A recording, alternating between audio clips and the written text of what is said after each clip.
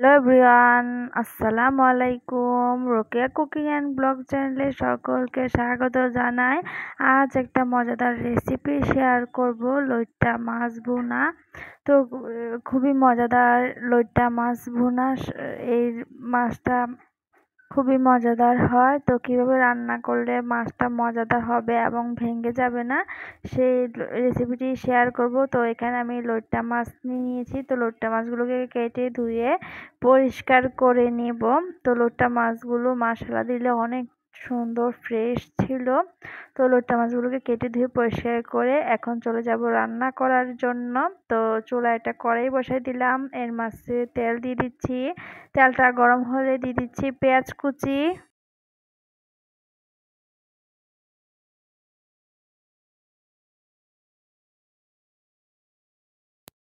আর পাশে থাকিও। তো লাল লাল করে ভেজে নেব। রান্না করলে খেতে যেমন মজার হবে, আবার লইট্টা মাছগুলো ভেঙেও যাবে না, খুব সুন্দর হবে দেখতে, কালারটাও। ও রান্নার পরে তো দেখতে থাকো কিভাবে রান্না করছি আজকের লইট্টা মাছ ভুনাটা। তো পেঁয়াজগুলো আমার লাল লাল হয়ে এসেছে, দিয়ে দিচ্ছি 1 চা চামচ রসুন বাটা।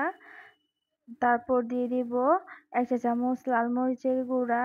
তারপর দিয়ে দিচ্ছি 1 চা চামচ হলুদের গুঁড়া। তারপর দিয়ে দিচ্ছি 1/2 চা চামচ লবণ।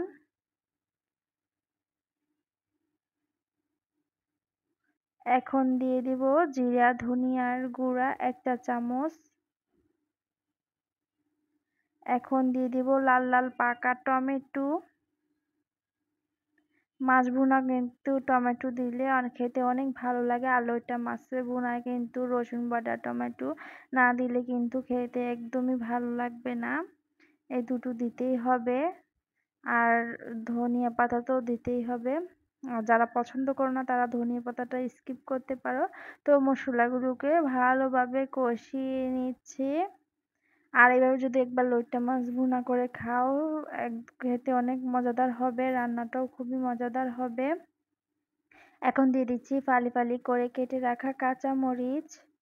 সবকিছু দিয়ে ভালো করে কষিয়ে নিতে হবে মশলাটাকে ভালো ভালো করে কষিয়ে নিব। সময় নিয়ে মশলাটাকে বেশ ভালো করে কষিয়ে নিতে হবে।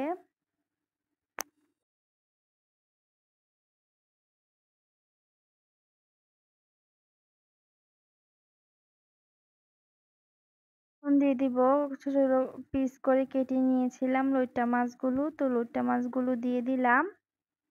লইট্টা মাছগুলোকে এখন আমি আস্তে আস্তে করে নেড়ে মশলার সাথে মিক্স করে নিব।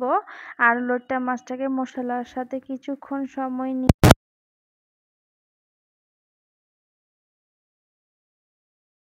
আর মাছটাকে আস্তে আস্তে নেড়ে দিতে হবে, মাছটা যেন ভেঙে না যায়। তো মাছটাকে মশলার সাথে বেশ সময় নিয়ে কিছুক্ষণ কষিয়ে নিব। তো এখন ঢাকা দিয়ে দিব কিছুক্ষণের জন্য। তো ফিরে আসছি কিছু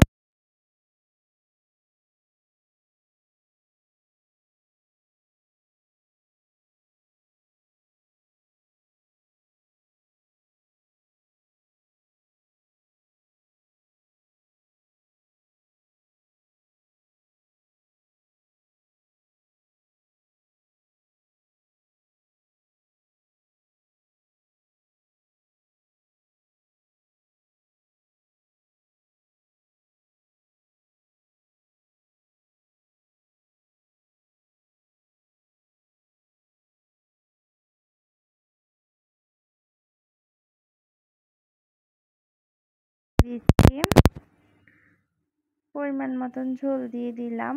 দিয়ে আবারও আলতো হাতে নেড়ে দিচ্ছি, আলতো করে নেড়ে দিতে হবে।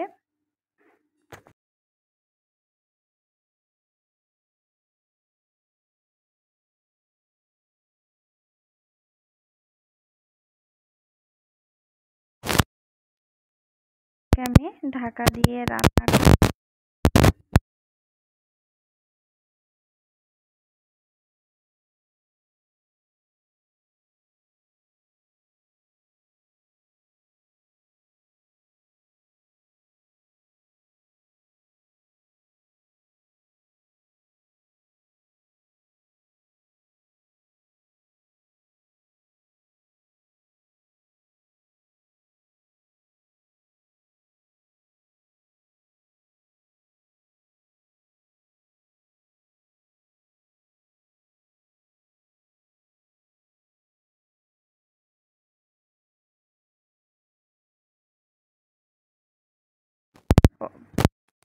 খাওয়ার জন্য